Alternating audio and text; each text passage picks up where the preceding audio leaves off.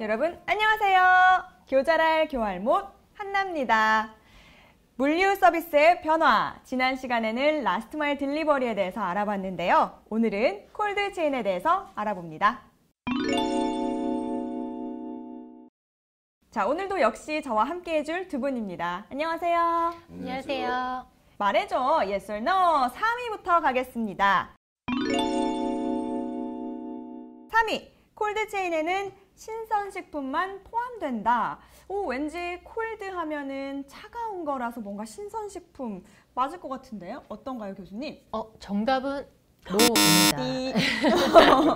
콜드체인의 대상은 꼭 식품만이 아닌 화해류, 의약품, 전자기기 등 범위가 매우 넓습니다. 전자기기도요? 네, 의료기기, 네. 화장품 그렇구나. 아주 많고요. 온도 조절이 필요한 어떤 대상은 모두 포함이 된다고 볼 수 있습니다. 처음에는 농수산식품, 신선도와 품질 유지를 위해서 도입이 됐었는데요. 최근에는 기술 발전으로 인해서 점차 다양한 분야로 영역이 확대되고 있습니다. 오, 정말 전 먹는 것만 생각했는데 여러 분야에 또 적용이 되는 거군요. 자, 이어서 갈게요. 말해줘, yes or no. 2위입니다. 콜드체인에서 제일 중요한 것은 온도다.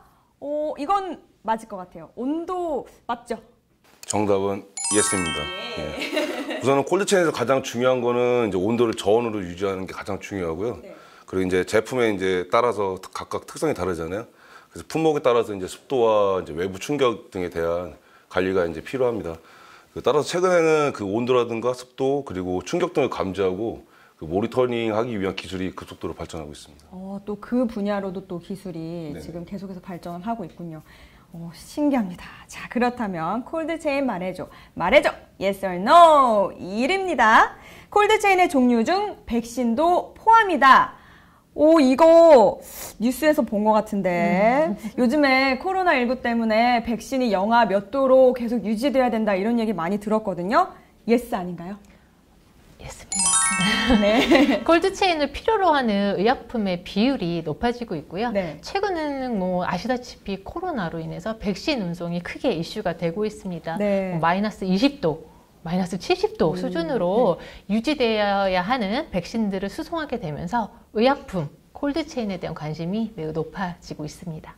그러면 계속 그렇게 낮은 온도를 유지하기 위한 그 시설이 굉장히 어려울 것 같거든요. 그렇죠. 창고도 있어야 되고 또 운송하기 위한 장비, 또 포장하기 위한 용기 이런 것들이 모두 다 조화를 이뤘을 때 그 온도를 유지할 수 있겠죠. 무엇보다도 이 전 과정을 모니터링하기 위한 또 노력도 필요합니다. 네, 정말 전 과정에서 뭐 사람도 그렇고 IT도 그렇고 그죠? 총집합한 그런 시스템인 것 같습니다.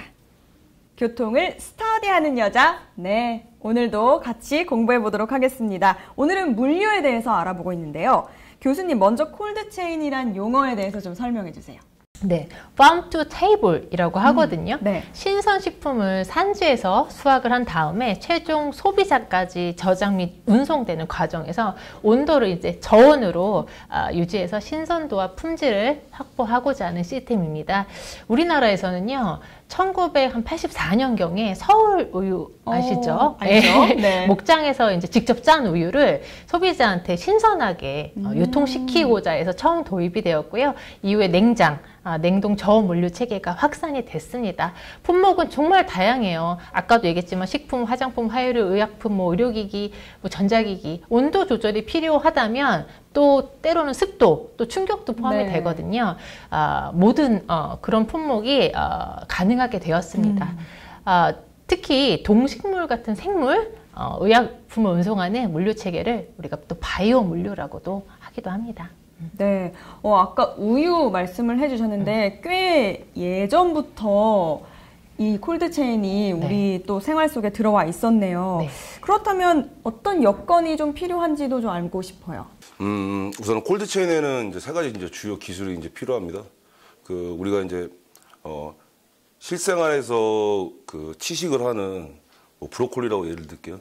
브로콜리 자체를 산지에서 직접 이제 유통업자가 가져와서 고객이 주문하며 해서 배송이 돼야 되는데 이 브로콜리 자체를 배송하려면은 이 형태가 틀어지거나 품질 자체가 파손이 되면 안 되잖아요. 맞아요. 이거 틀어지면 가루 정말 많이 떨어져요. 그래서 또 먹을 수도 없고요, 제대로.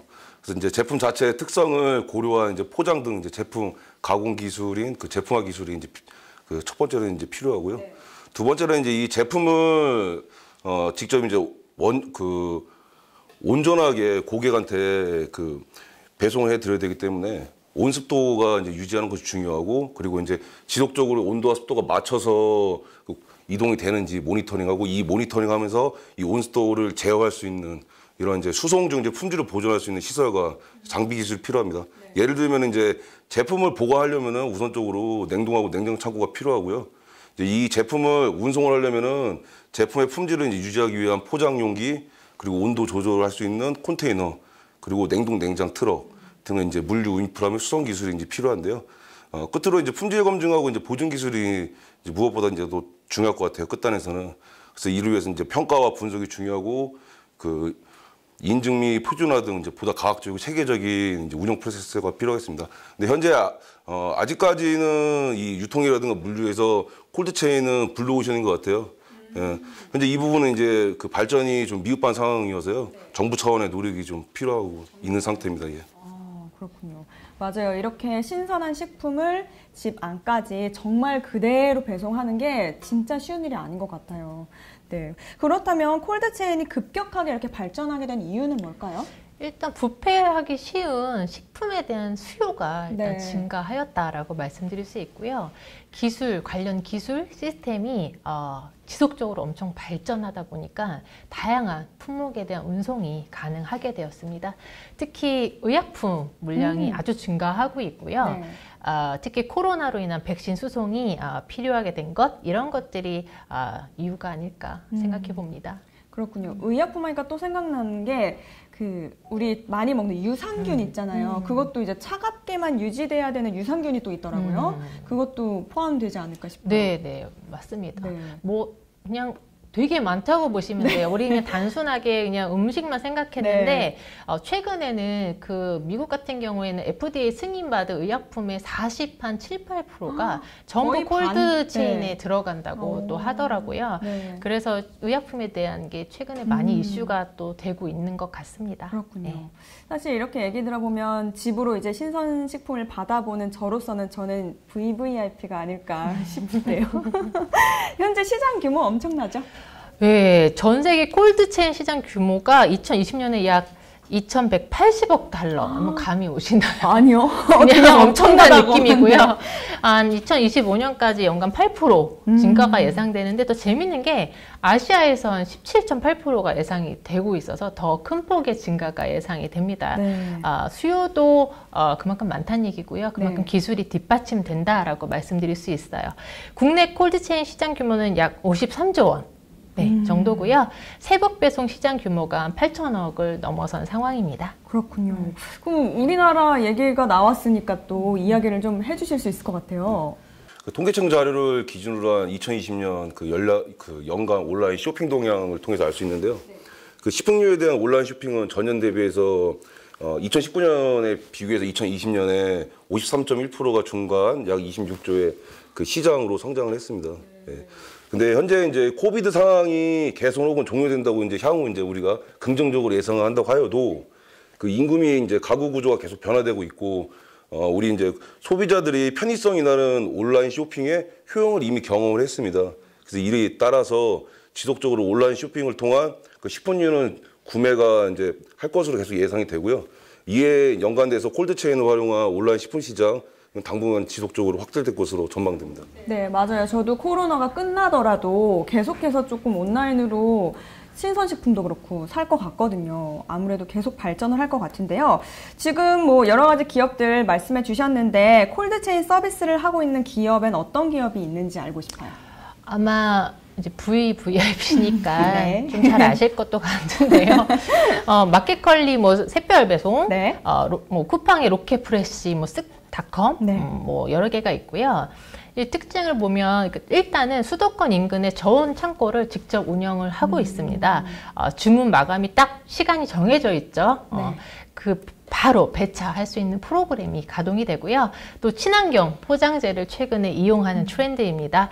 또한 생산자부터 직매입을 추진하는 경우도 다소 발생하고 있습니다. 최근에는 롯데라든가 CJ, 홈쇼핑 회사에서도 뛰어든 상황입니다. 네. 국내 시설도 좀 말씀을 드릴까요? 네네. 인천국제공항 같은 경우에는 최근에 그 여객 터미널에 냉장, 냉동 창고를 만듭니다. 그 이유가 최근에는 여객기의 짐칸을 우리가 벨리라고 하는데 벨리를 통해서 신선식품 이용하는 비율이 되게 높아졌어요. 그러다 보니까 화물 터미널만으로는 좀 부족하다고 판단돼서 여객 터미널에 과감하게 시설을 구축했고요. 네. 인천 신안 같은 경우에는 신안 배후단지가 있는데요. 거기 LNG 냉장 클러스터를 구축해서 관련 산업을 육성하고자 하고 있습니다. 국제도 조금 말씀드릴까요? 네. 네. 페덱스 같은 경우에는 센서 어웨어라고 해서요. 모든 과정을 모니터링 해주는 시스템을 가지고 있고요. DHL은 메디컬 익스프레스의 특화를 가진 회사입니다. 스마트 센서라고 또 자체 개발한 센서를 통해서 전 과정을 모니터링하고 있습니다. 국내 같은 경우에는 좀 기술이 미흡한데요. 최근 R&D를 통해서 국내 기술 개발이 추진이 되고 있습니다. 국내 기술 개발 네. 추진되고 있다고 하는데요. 역시나 쿠팡 이야기를 좀 빼놓을 수 없을 것 같아요. 시스템이 어떻게 운영되고 있는지 좀 말씀해 주세요. 네. 그 쿠팡 노켓프레시는 노켓 그 와우 회원 전용 그 서비스로서요. 그 신선식품에 대한 그 전국대 주문과 배송이 가능합니다. 타사와 좀 비교되는 부분은 우선은 이제 국내로 한정됐을 때 그 마켓 자체가 수도권에 집중이 돼 있어요. 그러다 보니까 수도권의 주요 물류센터들이 포진이 돼 있는데 쿠팡은 이와 이제 상대적으로 전국 단위의 주문과 배송이 가능하다는 겁니다. 예, 물론 이제 수도권에 집중된 그 타사의 경우도 전국 단위 배송이 일부 가능합니다. 기존에 이제 오프라인 업체들에서는 피킹 앤 패킹이라고 해서 PP 센터를 운영하면서 이제 일반 오프라인 센터 온라인으로 주문이 오면은 오프라인 그 매장에서 배송이 이제 되는 경우도 있지만은 이제 순수하게 이제 온라인 플랫폼을 운영하면서 그 신선 서비스를 하는 쿠팡 같은 경우는 전국 단위로 이제 그 물류센터들이 이제 위치해 있고요. 그래서 전국 단위 주문과 배송이 가능하다고 얘기할 수 있습니다. 그러니까 수도권에만 몰려 있는 게 네. 아니라 전국에서 맞습니다. 가능하다. 맞아요. 어떤 분들이 그러더라고요. 우리 집도 새벽 배송 됐으면 좋겠어. 네. 아마 수도권이 아니신 것 같아요. 네네. 그리고 쿠팡 노켓프레시는 이제 우선은 오전 10시까지 주문하면은 당일 그 오후 6시까지 배송이 되는 새벽 배송, 그 당일 배송이 있고요. 그 다음에 이제 오후 12시까지 주문하시면은 2일 07시까지 배송이 되는 새벽 배송으로 이루어지고 있습니다. 네. 그 쿠팡 노켓프레시는 이제 제품 품질을 유지하기 위해서 그 제품의 보관 온도대에 적합한 신선식품 전용 물류센터를 운영하고 있고요. 그 수천 개의 다양한 이제 SKU들을 보유하고 있습니다. 예. 이에 대한 품질을 관리하기 위해서요. 그 전담 그 품질 관리사를 통해서 제품의 신선함 그대로 품질을 유지하도록 하고 있고 또 이제 점차 온라인 쇼핑이 증가하다 보니까 그 다양한 포장재들을 사용하면서 환경에 대한 문제도 있어서 친환경 포장재를 사용해서 이제 고객이 주문한 상품을 배송해 두고 있는 상태입니다. 그 이렇게 뭐라 그러죠? 약간 백인데 플래시백. 네, 그거 너무 좋았어요. 저는 이렇게 천으로 된 거 그렇죠. 다시 내놓으면 가져가시는 거. 맞습니다. 예, 그 이야기시군요. 좋습니다. 이렇게 우리나라에서도 콜드체인이 마구마구 발전을 하고 있는데 앞으로 어떤 과제가 남았을까요? 일단 뭐 온도, 습도, 충격에 대한 모니터링이 가장 중요하다 보니까 이를 통해서 품질을 보장하기 위한 시스템 구축이 필요해요. 네. 현행 그 식품위생법을 보니까 차량 및 시설에 대해 온도 기록 장치를 부착하는 게 이제 의무가 되고 있는데 실제로 이거를 관리하기가 어렵습니다. 그래서 이를 위한 시스템 구축이 필요하고요. 네. 콜드체인 물류 증가에 따라 이제 많은 양의 저온 차량이 필요하게 되는데 이 차량 증차의 문제는 또 정책적인 문제로 또 연계가 됩니다. 따라서 정부의 증차 정책이 필요하겠고요. 저온 차량은 뭐 똑같이 생겼나요? 다른 차량과? 뭐 그냥 보통 트럭같이 생겼는데 안에 온도 조절이 되는 약간 컨테이너처럼 보이는 그런 트럭들이 대부분이고요. 네. 어쨌든 이 한 대 한 대가 그냥 트럭 한 대이기 때문에 네. 국가의 어떤 차량 네네. 그 대수를 조정하는 어떤 정책에 영향을 받게 됩니다. 네. 또 바이오 제약 산업은 크게 앞으로 전망할 예정입니다. 관련 분야의 지속적인 투자, 전문가 육성이 필요한데요.